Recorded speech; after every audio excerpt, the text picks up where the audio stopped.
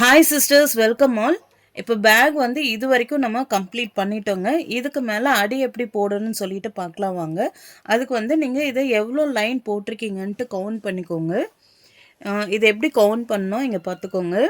இது வந்து க்ராஸாக இருக்குது இல்லைங்களா, அந்த நாட்ஸ் எல்லாமே வந்து க்ராஸாக இருக்குது. இதை எப்படி கவுண்ட் பண்ணோன்னா 1 2 3 4 5 6 7 8 9 10 11 12 13 14 15 16 17 18 19 20 21 22 23 24 25 26 27 28 29 30.